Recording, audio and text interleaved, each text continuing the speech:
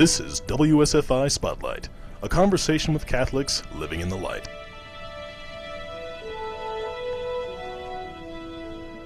Our guest today is Russ Breault, who has spent the last 30 years as a researcher looking into the Shroud of Turin, which is the linen cloth believed by millions to be the authentic burial shroud of Jesus, though he's done this through several in-person experiences and educational resources. And as I mentioned, he's been presenting this to hundreds of audiences over the past 30 years. I am A.J. Shaw, your host today. I'm joined by John Breen, who is my co-host. Mr. Breault, thank you so much for your time. Well, my pleasure to be here, A.J., John. Yeah, of course. We're glad to have you on. So a lot to discuss here today when it comes to the Shroud. But first off, I just wanted to ask, for those who are not, those in our audience who may not know, what is the Shroud of Turin? Well, the shroud, meaning a burial cloth that has wrapped a corpse, of Turin, meaning Turin, Italy, where it's been kept for over 400 years. And in Turin, you have this 14-foot long, yet only 3.5 feet wide, this long, narrow cloth made out of flax, and it bears the faint image of a bearded, crucified man. And for hundreds of years, people have been making pilgrimages to Turin to get a glimpse of the cloth, to venerate it as the authentic burial shroud that wrapped Jesus when he was in the tomb. It's covered. It has a pattern of blood stains that correlate with the wounds of crucifixion, not just any crucifixion, but specifically Jesus, with a crown of thorns and 30 puncture wounds around the head, and massively scourged all over the body, and now what makes the shroud stand out among anything else that might purport to be a relic is the fact that this is the most analyzed artifact in the world. It's been subjected to thousands of hours of scientific analysis, and the remarkable thing is that it remains a mystery. I mean, that seems rather preposterous, doesn't it, in the 21st century, that we can't figure something out that was allegedly made by some artist in the 14th century. Mm-hmm. And so the fact that it remains a mystery is a pretty strong statement in terms of, maybe this thing's authentic after all. Certainly. So what got you involved in studying it? Well, a long time ago, and I think it was a galaxy far, far away, I was a writer for the college newspaper, and news of the Shroud was very big at that time. Let me just back it up a couple years. In 1978, you had a whole team of scientists, 33 American scientists, traveled to Turin, Italy. They have over 70 crates of gear weighing over 10 tons brought from various laboratories throughout the United States. They're going to have access to this cloth for 5 days and nights, continuously, 120 hours, hands-on, performing a multitude of tests. And now this is big news. Something like this doesn't happen in a closet. I mean, everybody knew about it. National Geographic, they did a big article about it in June of 1980, and lots of documentaries and news pieces that were all coming out about it. So I asked if I could write some articles for the college newspaper, and they gave me permission to do it. And so in the fall of 80, a 2-part article series came out, did a lot of research for it, talked to some of the scientists to get some quotes. And I was hooked. I says, man, this is one seriously cool mystery, and nobody knows anything about it. Mm-hmm. And so it became my life's mission. In October of 1981, I attended the first United States Symposium on the Shroud, scientific symposium. And that's where all of the scientists that were involved in the project presented their various papers. That's where I got to meet everybody involved in archaeology and chemistry and medical forensics and everything, all the different fields that are involved in Shroud research. And I've just been involved ever since. That's a very interesting background. So you've been looking into this since 1980. Wow, that's that's incredible. Yes, quite a lifetime commitment to that. I was a mere child. But yeah, it's a long time for sure. So I was curious, and John and I were actually having this conversation before our discussion today. The House of Savoy, they actually had it for several years. Do you know how they obtained it?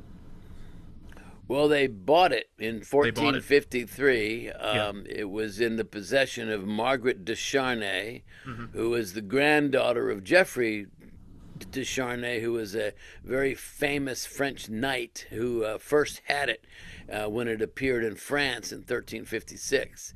And so it was his granddaughter who ended up selling it to the Savoy family in 1453 because she had no heir. She had I think both of her husbands had passed away, and she never had any kids to will it on to. So she wanted to give it to an entity, a family that would have the means to be able to protect it and to preserve it, and the Savoys were quite eager to obtain it, and it ended up being a smart move because it remained in the Savoy family for 530 years, and only until 1983 did the last king of Italy, who was booted out of Italy after World War II. He went to live in Portugal in exile, but when he was finally going to pass away, at that point he willed it to the current living pope. So only as of 1983 is it actually owned by the Catholic Church. Prior to that, the Catholic Church has always been involved, has been the custodian of the shroud, but it was owned by the Savoy family. So, yeah, 1983, that would have been Pope John Paul II who was in there at the time, and that's been now in possession of the Catholic Church for over 40 years. That leads into my next question. How has the Catholic Church officially approached the shroud over time?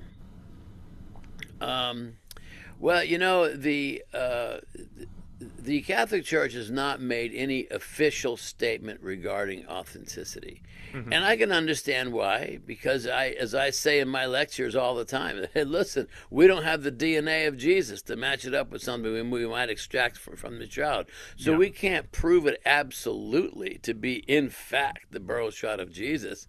Now, what we can do, we can prove what it's not, and then I'll let the audience, they can decide what it is. And one thing we know for sure is that it's not the work of an artist. Mm-hmm. And it's, but as far as the official position of the church is concerned, they often call it either a symbol of Christ's suffering worthy of veneration or an object of Christ's suffering worthy of veneration. They don't say icon and they don't say relic. They say they kind of stay clear of those words, and I think to call it a symbol or an object of veneration, I think is fine, because it establishes kind of a middle path. It allows the church to exhibit it and promote veneration of it for either for what it is or what it represents. You decide, and it's and so they're not going to get into the fray. Gotcha. How does the shroud fit into the historical record of Jesus Christ's crucifixion and burial? Well, it factors very prominently. This is all part of the intriguing narrative, from John chapter 20, verses 1 through 9. You have Mary Magdalene goes to the tomb, and and it's early Sunday morning, and she sees that the stone has already been rolled aside from the entrance, and she peeks in and sees that the body's gone, runs to find the apostles, and says to them, and I quote, "Someone has taken our Lord's body out of the tomb, and I don't know where they put him." So she thinks the body's stolen or taken. And but remember, she doesn't go inside that tomb. She just peeks in and sees that the body's gone.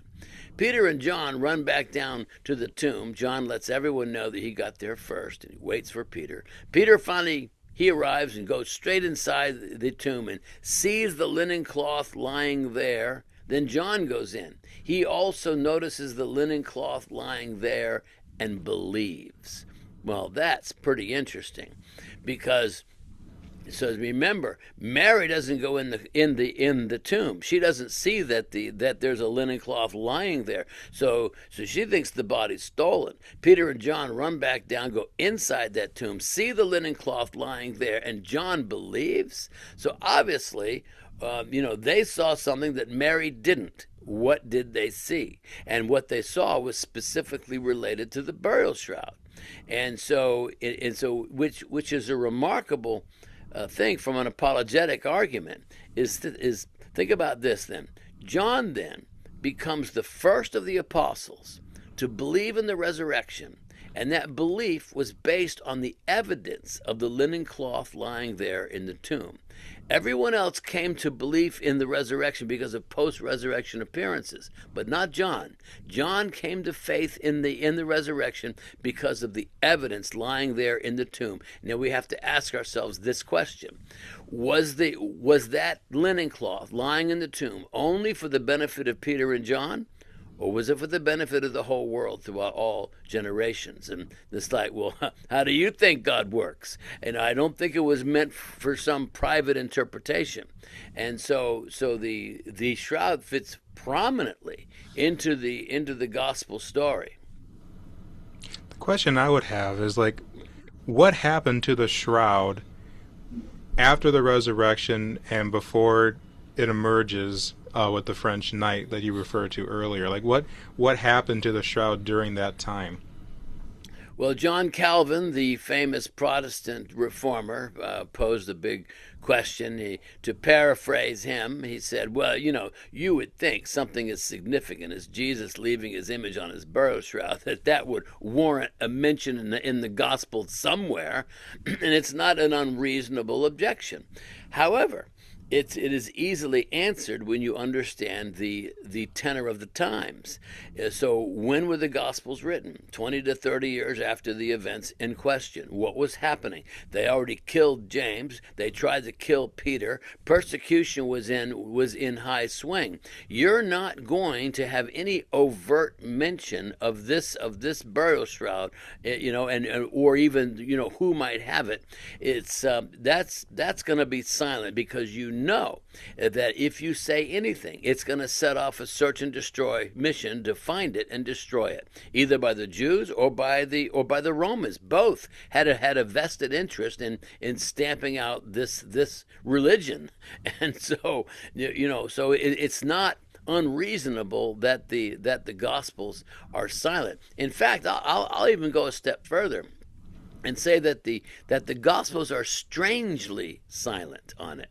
Is because, let's just pretend for a minute that there's no image on the shroud, because this would be the contention of most people. You see, because after all, even someone who comes from a secular perspective would feel pretty confident that, well, Jesus was a historical figure who lived, and he was probably crucified by the Romans, and he was wrapped in a burial shroud, and they can all go along with that. Where they can't go, of course, is the resurrection, because the resurrection is that becomes a supernatural thing. And so let's just pretend for a minute that there's no image on the shroud at all. Well, you would think then that a cloth bearing the blood of the atonement, the very currency that purchased our salvation, and you would think that alone would warrant a mention of the shroud, and yet it's silent. Now, so let me take you past Constantine. Constantine legalized Christianity essentially in 311 with the Edict of Toleration. So now it was somewhat safe to be a believer, to be a Christian. And so now let's get to the 6th century. And there is a verse that is used in liturgy. It's called the Mozarabic Rite of Holy Week, that is brought to Spain by a group of Arab Catholics, and they translate John chapter 20, verses 5 and 6. They translate it this way. They say, Peter and John ran to the tomb, and saw the recent imprints of the dead and risen man on the linens. Now, this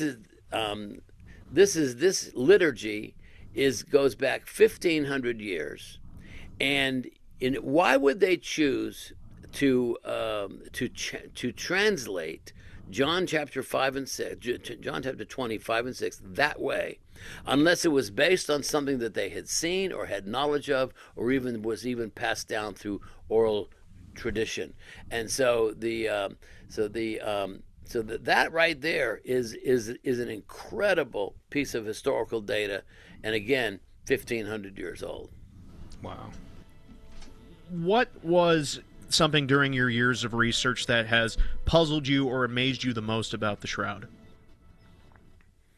Well, I think the most unique attribute of the Shroud is the superficial nature of the image.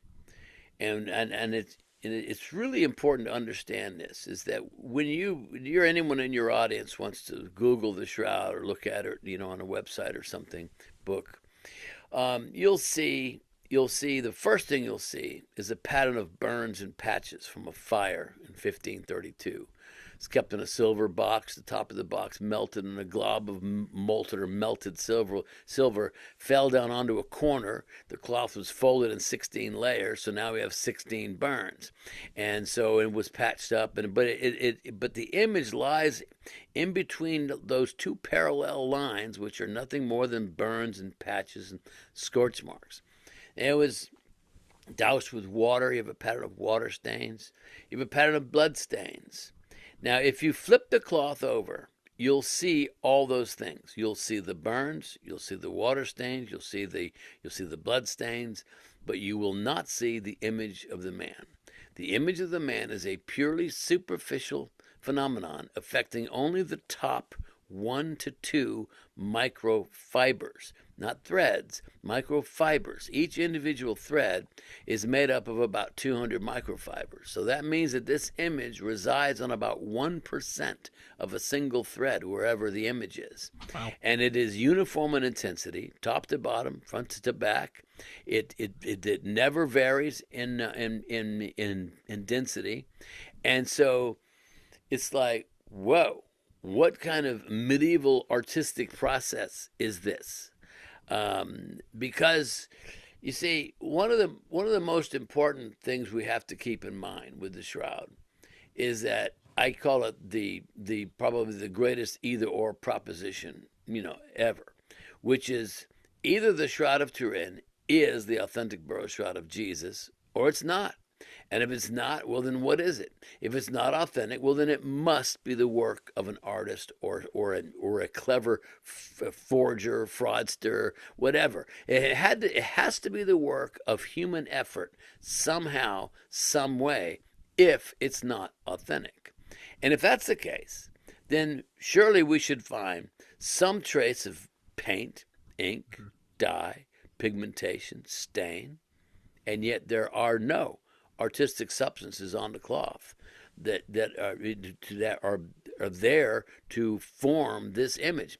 There are random particles of various things on the Shroud. It's been around for a long time, and so in fact, there's been over 50 painted copies of the Shroud have been laid onto the surface of the cloth to sanctify it, like signing a baseball card. Mm-hmm. And it's and so we know that happened for over the course of several centuries. And sure, paint particles are going to get dislodged and onto the cloth itself, but there's nothing in the image areas that would bring forth the image itself. And so this is really probably the most profound aspect of it, because when someone just glibly says, well, that thing, is probably from the Middle Ages. Okay, well, who's the artist? Because he's not identified. There's no one in the 14th century capable of having crafted the Shroud. We've looked at all their work. And it's just flat out not the work of an artist, which is, the primary conclusion of the Shroud project. And it's so that's the most intriguing thing. and then secondarily to that, you have a whole pattern of blood stains, and the blood stains test positive for 13 different blood components, including bile, bilirubin, serum albumin, hemoglobin. Now, bilirubin is really interesting, is because bilirubin is a breakdown component of the red blood cells that occurs during conditions of severe stress. And I think maybe crucifixion would qualify, For and sure. it's and so you even have some very intriguing things with the blood. And let me say this last thing, is that when you look, you really have two sets of images here. You have a whole pattern of blood stains, which forms one image, but then you have the image of the man, and they happen separately at two different periods of time. The whole pattern of blood stains occurred first, followed by the image. When did the image get there? I don't know. Maybe 3 days later. All we know is later, right? And so, and the reason we know this is because there's no image under the blood. If there's no image under the blood, then that means the blood was on the cloth first, followed by the image, which makes sense if it's authentic, Good Friday followed by Easter Sunday, but it makes no sense if it's the work of an artist.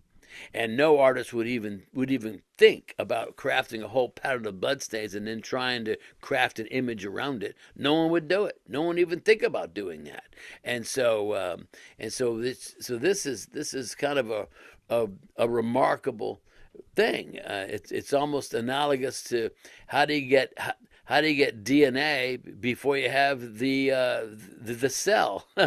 And God puts that big conundrum out there. It's and the same thing with the shroud. How do you have blood first followed by image?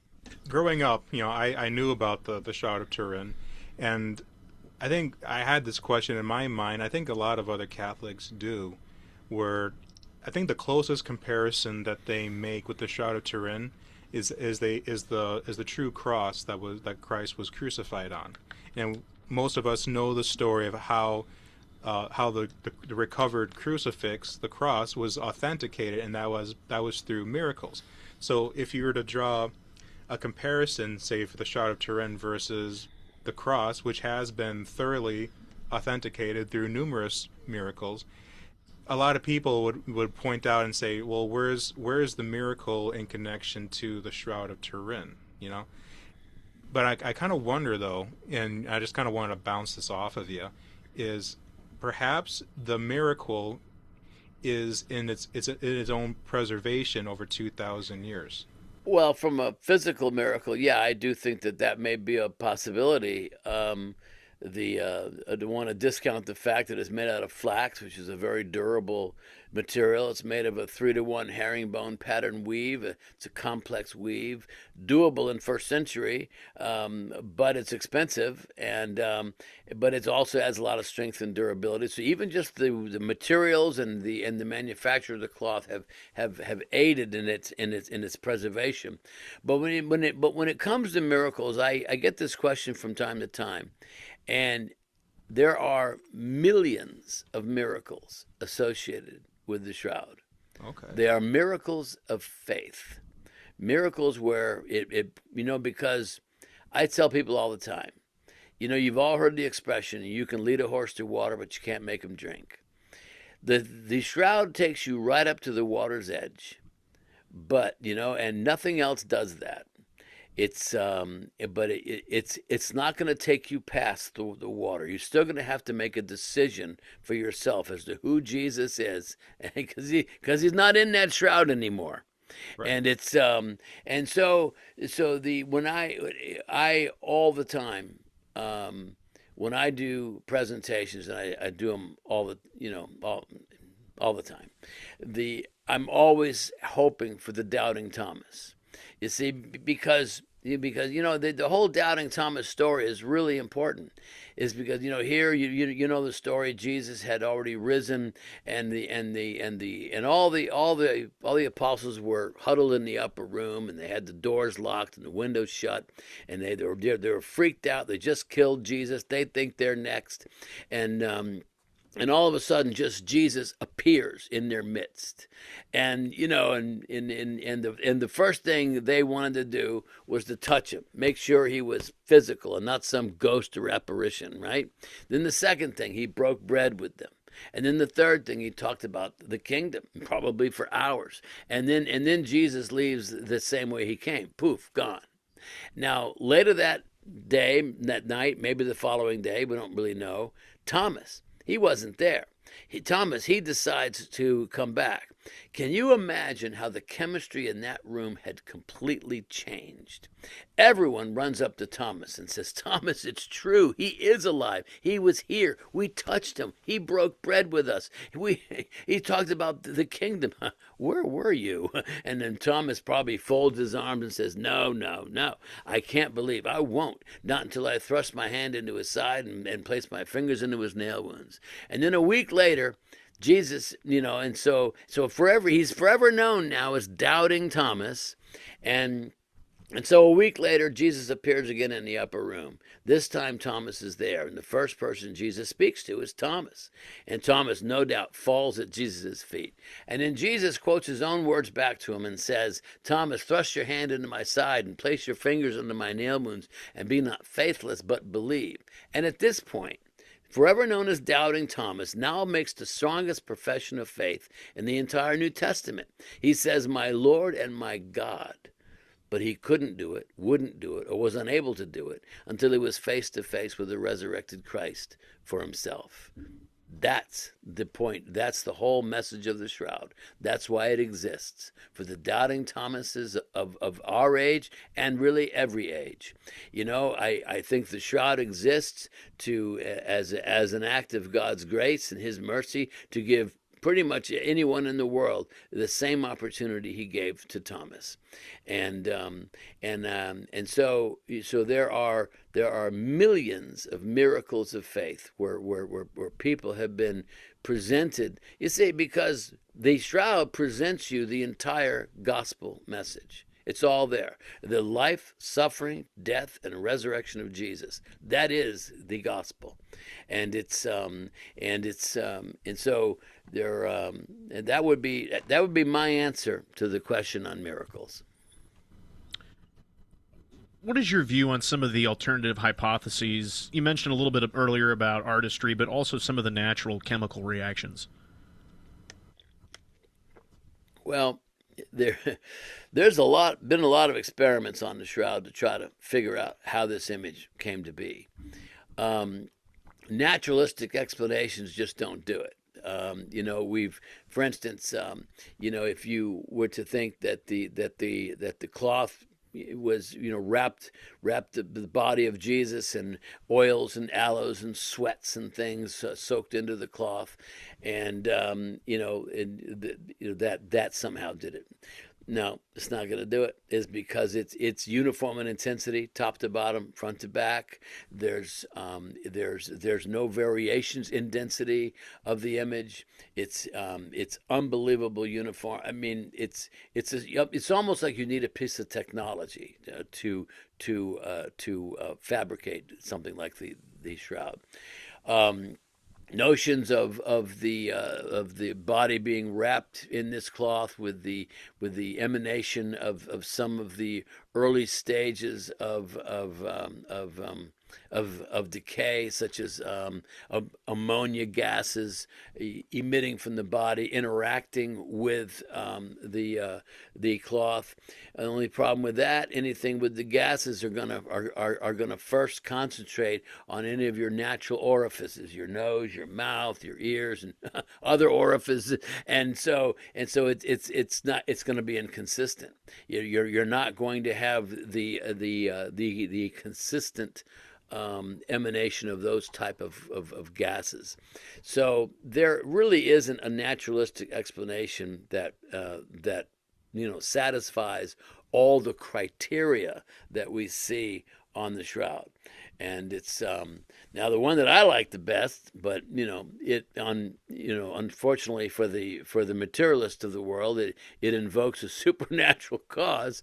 But they did They'd said some experiments with the ENEA. This is a European agency for new technologies.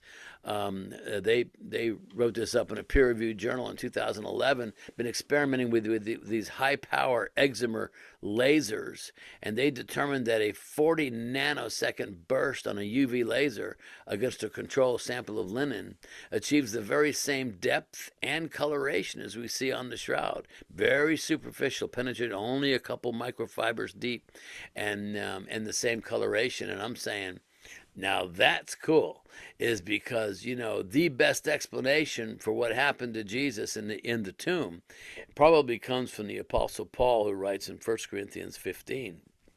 I think it's 50 and 51.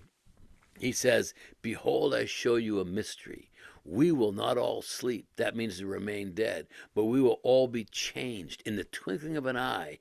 For at the end of the age, there'll be the trumpet will sound, and the dead will be raised imperishable, and we will all be changed. So Paul is talking about this instantaneous transformational event that occurs at the end of the age, and he's saying it in a flash, in the twinkling of an eye. And I'm saying that sounds a lot like a 40 nanosecond burst on a UV laser. Yeah. And so I am into if you just do a straight Bible study, that light is involved in the resurrection. Our conversation continues with Russ Breault. I'm A.J. Shaw. John Breen is my co-host as we continue our conversation with Russ about the Shroud of Turin. I was going to start off this next segment by asking you, Russ, about the 1988 radiocarbon dating of the shroud that placed it in the medieval period. How do you respond to that? Well, the 1988 carbon dating test is probably, once it's all revealed, is going to go down as one of the greatest scientific debacles. They were supposed to cut 3 different samples from 3 different locations on the shroud. They didn't do that. They took one sample from the outside corner edge, exactly where it had been held and handled hundreds of times over the centuries. Now, you have to understand this. This is a long cloth, 14 feet long. When it was exhibited in centuries past, you would have multiple people literally standing on a platform, holding it with their hands, hand holding this cloth up for, horizontally, when, stretching 14 feet, so that the people down below could view and venerate this cloth. And it was be held up for hours. Multiple people would come. Not one person would hold it the whole time. They'd come, change different people, because after all, who wouldn't want an opportunity to hold the burial shroud that wrapped Jesus in the tomb? So you have multiple top people holding it, and we know that the shroud was exhibited that way over 275 times from 1413 until 1694, when it was finally installed into the cathedral where it's at. So if you were looking for the worst possible sample location, you would cut from one of the 2 outside corners that had been held and handled all those times, and of course, that's what they did. And so now enter Ray Rogers, is a thermal chemist with the Los Alamos National Laboratory. He begins to suspect that there may be something awry with that corner, looking at some of the spectrographic data. And so he obtains a thread sample. Now, when they cut the sample, they had 3 little postage stamp size samples. They sent that off to the labs, and then they had a larger sample that was held back, and that was called the reserve sample.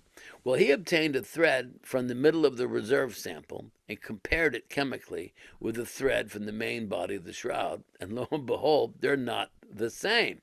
And so he publishes this in a peer-reviewed journal in 2005, and he finds cotton mixed in with the threads with the flax in that corner, but there's no cotton anywhere else on the shroud. He finds a madder root dye, some kind of a dye to blend in the newer cotton threads in that corner, but there's no dye anywhere else on the shroud. And he finds the presence of starch to stiffen the threads to effect some kind of repair. And he also sees a clear splice where the cotton and the flax are spliced into each other. So in other words, we have all the ingredients for some kind of a medieval reweave or medieval repair. And so by only taking one sample from the worst possible location, we have nothing else to compare it with. And so many of us, including me, think, I don't think we even know what we dated. And so now enter some of the latest technology. This was published a couple years ago. It's called wide-angle X-ray scattering. It's a whole new technology that measures the amount of natural aging in various fibers, and they determined that there's far more aging in fibers from the shroud for it only to be 700 years, as the carbon labs say.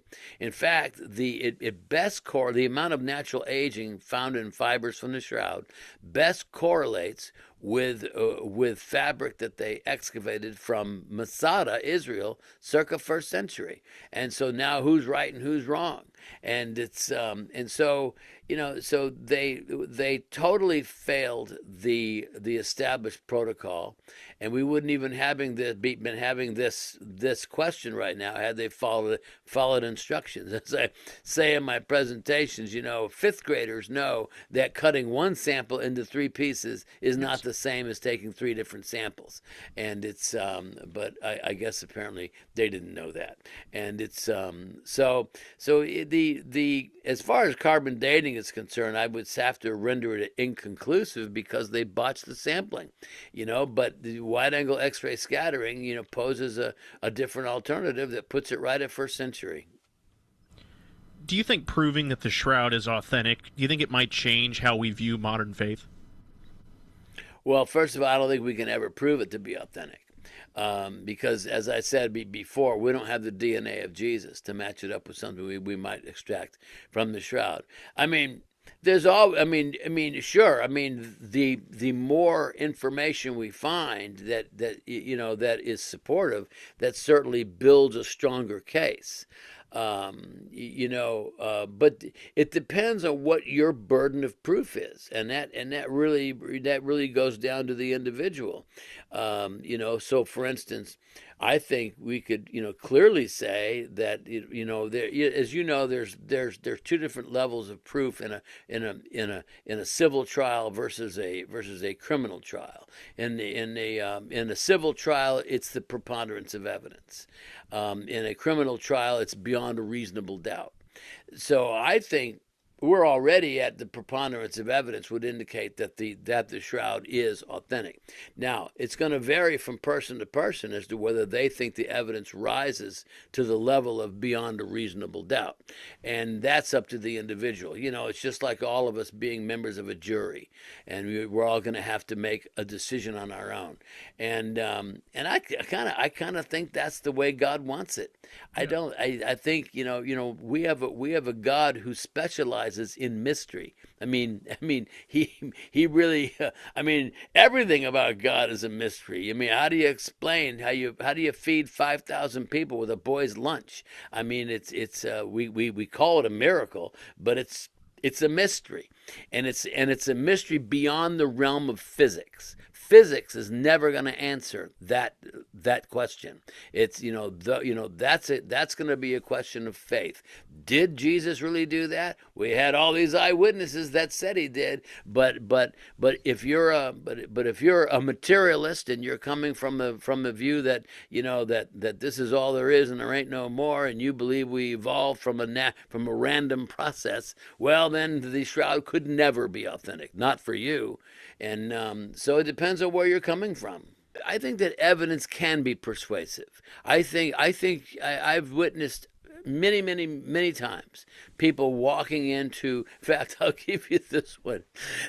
I used to be on a regular lecture circuit for the U.S. Army chaplaincy, and went all over the country, and even spent a week in Hawaii, and used to speak at the infantry training brigades down at Fort Benning in Georgia, and so I was in one of these training, all young guys, coming in their early late teens, early 20s, and coming into this big classroom with M16s on their laps, and I'm saying, boy, I better do a good job or I'm in trouble. It's and so afterwards, this young recruit came up to me, and he said this to me.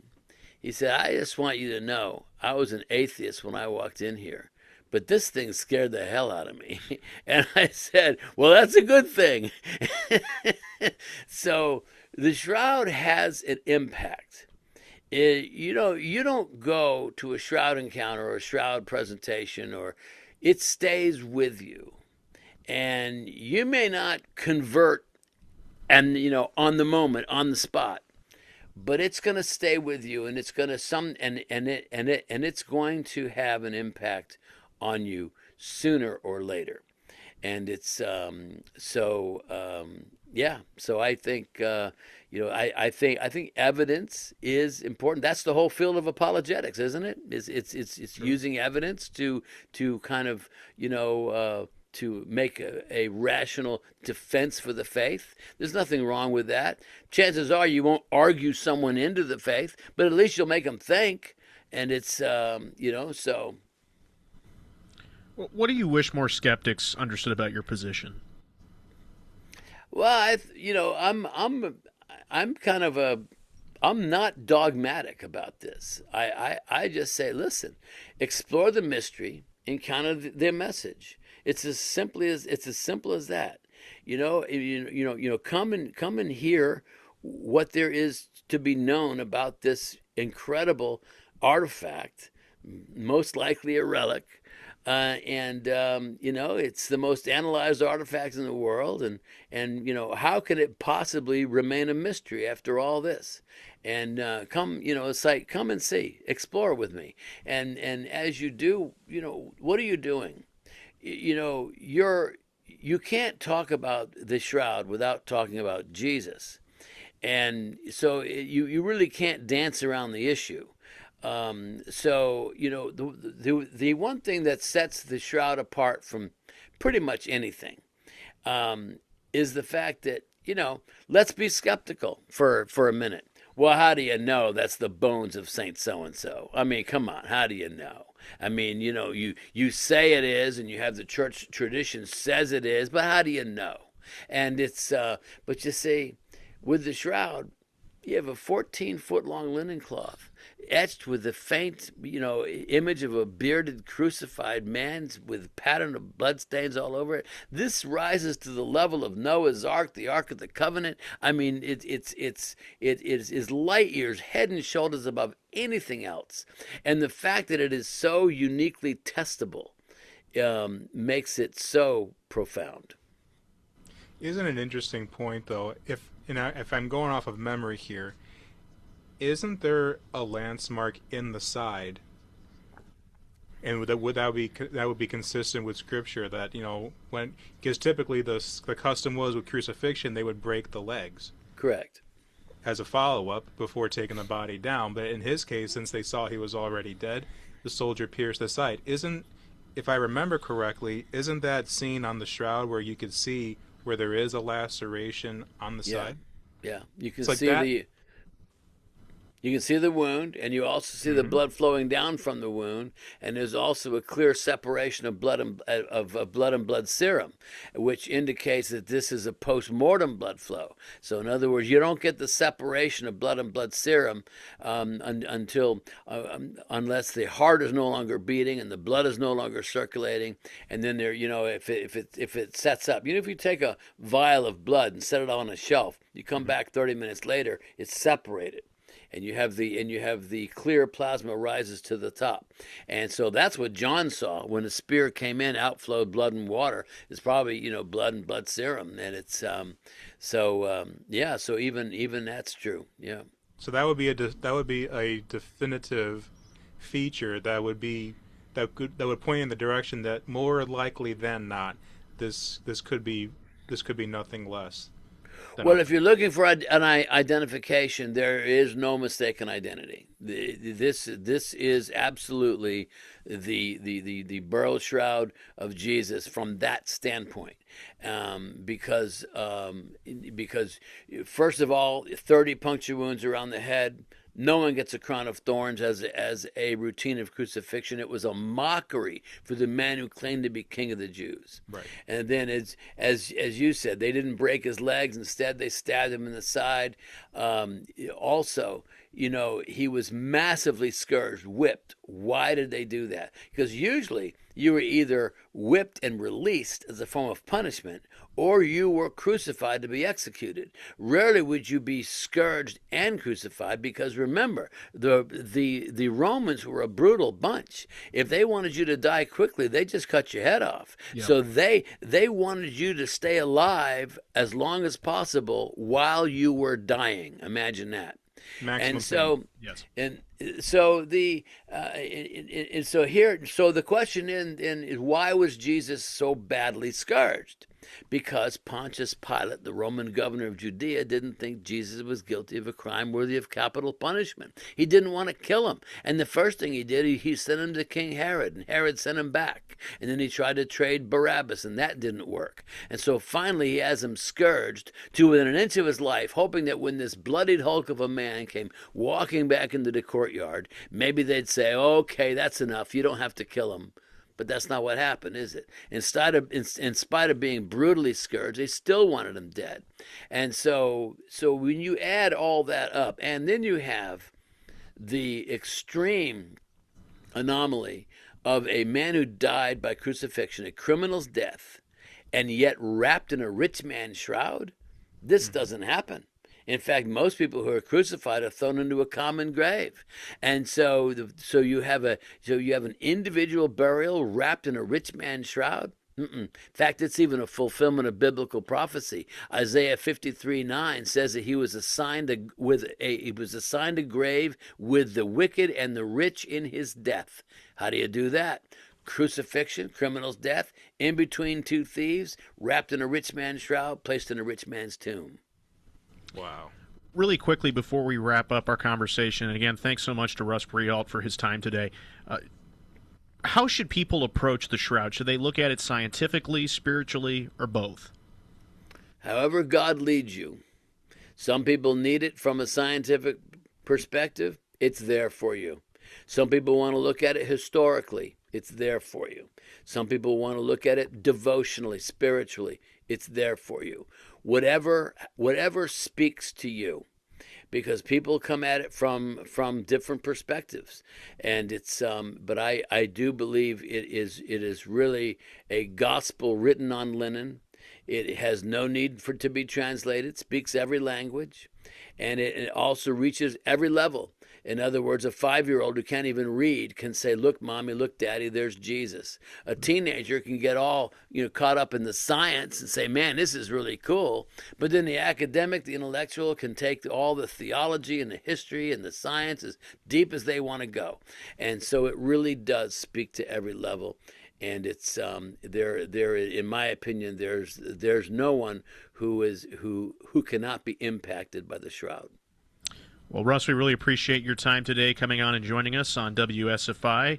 John, thank you so much for your help with the questions and on the board. And thank you so much once again, sir, for the conversation. This was a really interesting discussion. My pleasure. Thank you.